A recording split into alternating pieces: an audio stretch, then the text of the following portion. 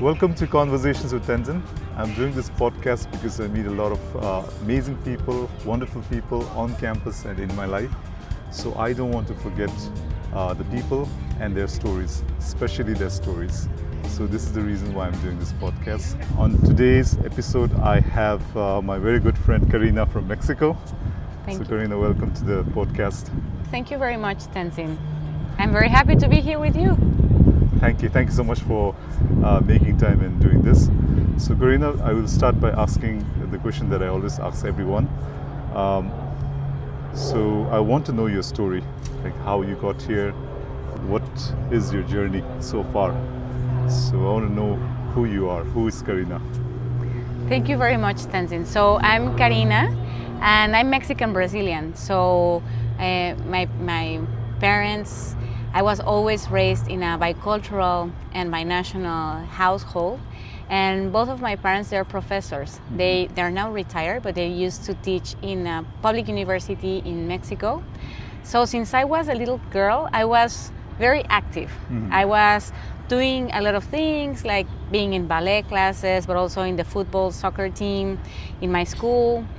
And I got interested in cities, I guess, when I was really young, but I could not understand that was my interest. So I remember when I was little that my mom had to work in the evenings, and sometimes, and my dad as well, so both of them worked, and sometimes no one could take me to my ballet classes. Okay. So my mom taught me how to go by public transport, and it was very close to my house. Like, actually my lessons were probably like 2 kilometers or like 1 mile away, but she taught me how to use public transport. And maybe I was 10 years old.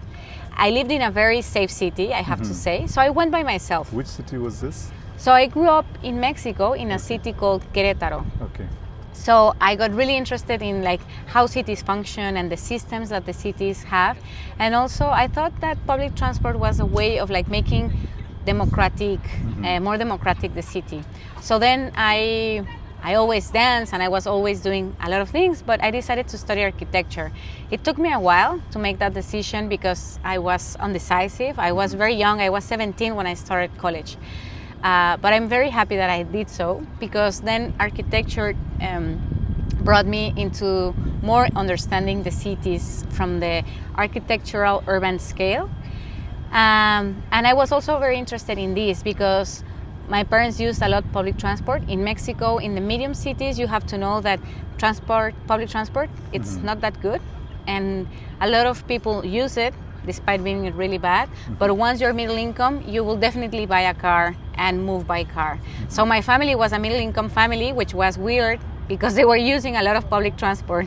And my neighbors would saw us walking in the street, and they would be like, why is these people walking? Like, why don't they just drive? So then I studied a master's degree at the London School of Economics because I was interested in the social part of it. And the program I did was in social sciences because I had not a lot, but I had like some technical background being an architect and doing some continuing education courses about sustainability and green infrastructure. But for me, what was very important was to understand people and why people choose what they choose, if they can choose, and how also our decisions can increase well-being for everyone or produce inequality. And I come from a country that is very unequal.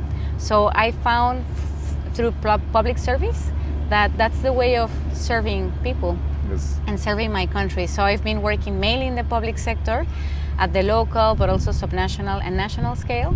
And after different paths and jobs within the cities and the urban sphere, I applied to the Humphrey Fellowship. Yes. And I got it. So that's why I'm here. I really wanted to take 1 year to reflect on my practice, to learn more about the things are happening and the new ideas are coming and new theories, and also how we're going back to some basics ideas. You know, it's interesting that here in the US, it's 2024 and we're still citing Jane Jacobs, right?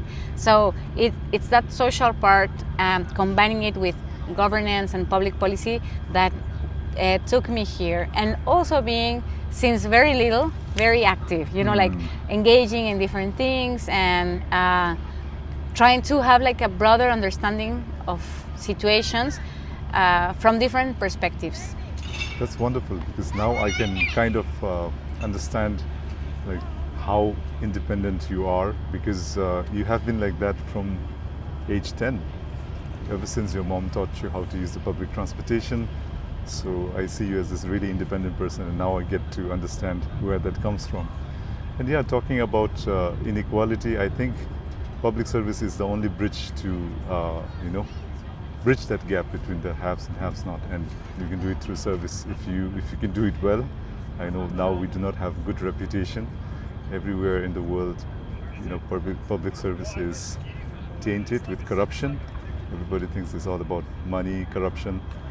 But there are still a few human beings who are good, so have little hope in that. And another thing is, I really like your concept and idea about the care. So this is something that I wanted you to talk about also, because it's something really important that everybody should know. The care, when you are trying to develop something, this is something that we have to incorporate.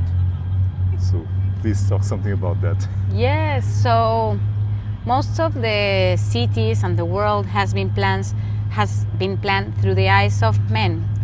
But actually, as a society, we need the care of others in order to thrive. Since we are little children or babies, we need the care of an adult to make through the first years of our lives. And then when we go elderly also, but also during our lives, or if there's a person that has a disability, either it's like mental disability or physical disability, that person needs the care of someone else. So we need a network of care in order to be able to go to work, to thrive.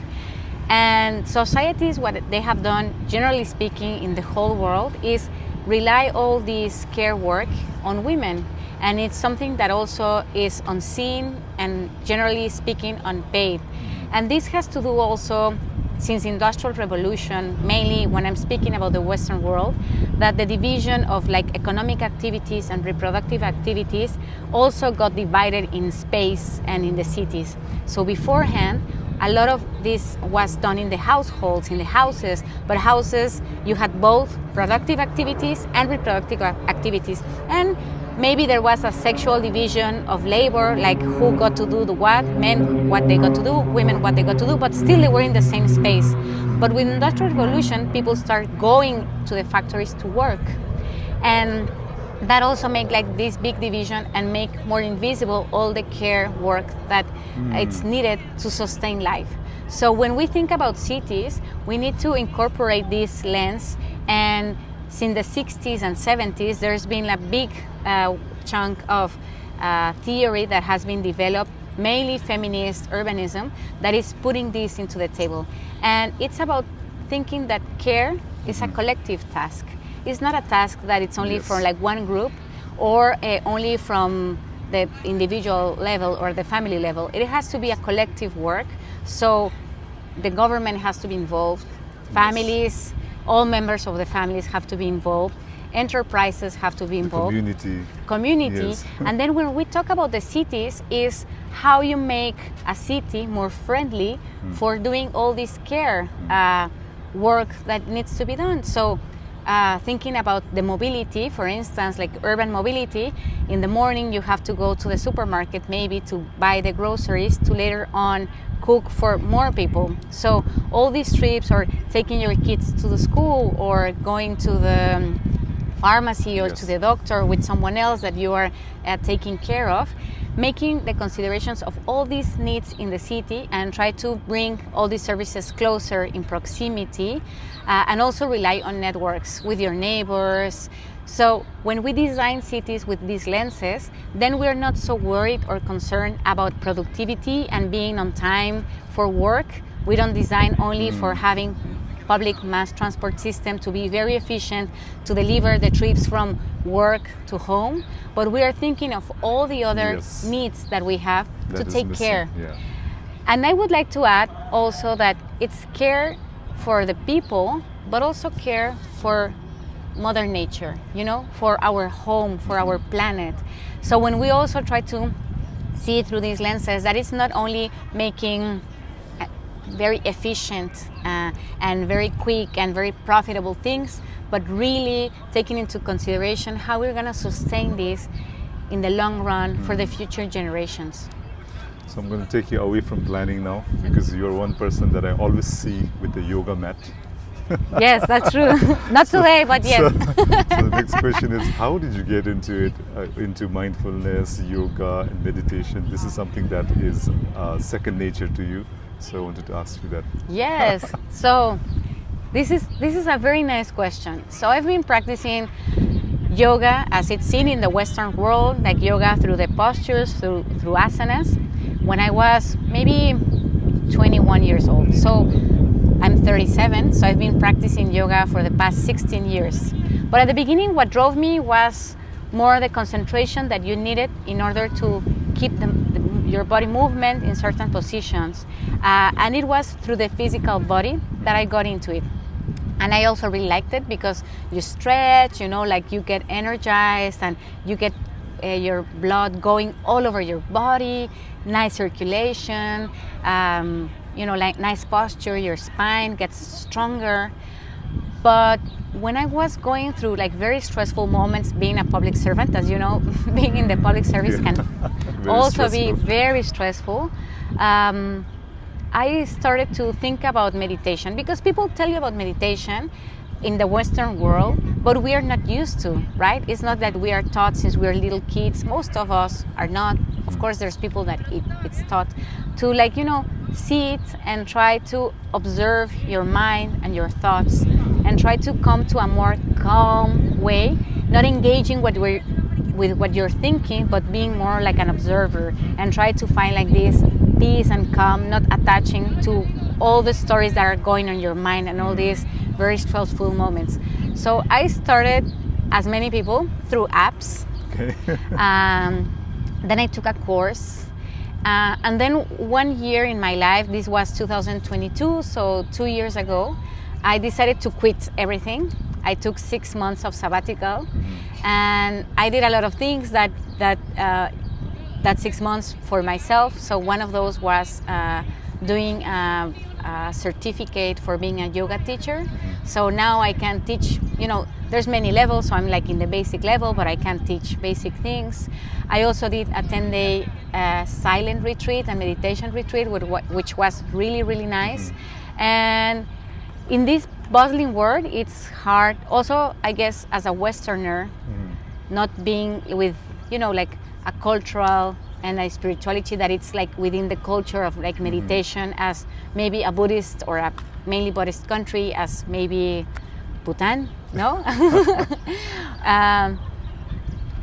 There's so much noise out there, so many things going on, yes. And especially in this country, even that it's also our mind, rush, competition. So you have all this outside, and then inside, it's very easy to get engaged with those things. So here, this year, it has been nice to have yoga and meditation, but also, to be frank, sometimes I stopped meditating for like a couple of days, and it's easy to lose the track because there's so many things going on. You get excited. You're so busy. We're busy. Yeah. But I really like it. It makes me take things perhaps less seriously and enjoy them more. Okay. So we have had now this 10 months program. We've completed this program. It's been an amazing time. So what is your plan going forward? So I know I have very clear that I want to keep serving, so that my purpose in life, or like my dharma, is to serve others. So that the work that I do, it's not for me, but for others. And also for me, but for others. So I can do that from many different places. Sometimes I teach, so I will keep teaching, because I also think that through education we can share and we can also be enriched. It's like a win-win, like you learn so much from students. So I want to keep teaching, not full time, but like one course here, one course there, and also perhaps public sector. But we'll see. It's too soon to know. I think the paths of life are always surprising us, and I want to let myself be surprised of what's the next step. Wonderful. So Carina, my last question is something that I ask everyone again to end the podcast. It's, what is your motivation? What makes you get out of your bed and do the things that you're doing? I believe that I have a big responsibility because I was given with so many things, you know, like stability, also skills, intelligence, an able body. So I feel a big responsibility to be able to, in the time framework that I have here, because we never know when we're going to leave this space, to put that into the service of others. So it's a responsibility that also comes with a sense of gratefulness, because I'm very grateful for what I have, and I don't want to misuse the things that I have.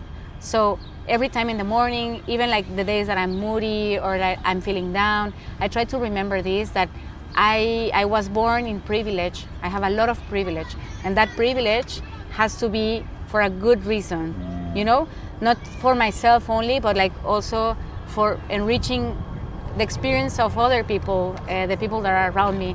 And sometimes I do it well, and sometimes I make mistakes, you know. Yes. You can't be always perfect. Yes, but I think that's what like really motivates me. Like I feel that I have privilege and I have a big responsibility, because I'm very grateful also for the privilege that I have, and I want to work with the things that I've got in this life, because I didn't choose to be born in the family that I was born, and I didn't choose to have like the skills that I have, you know, like mind skills maybe. Of course, I work hard every day to improve, to be a better person, but to use that for the benefit of a greater whole. Wonderful.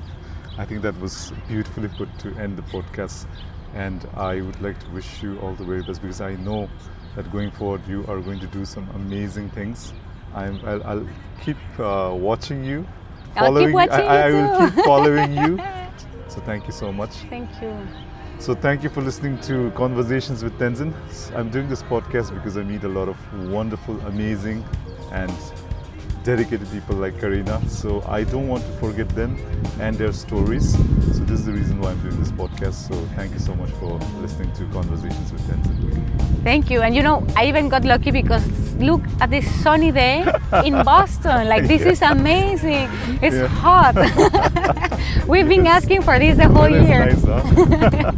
Thank you so much, Tenzin. You're wonderful. And you make this experience amazing with your warmth, with your care for others, like being a father. Yes. Thank you so much, Tenzin.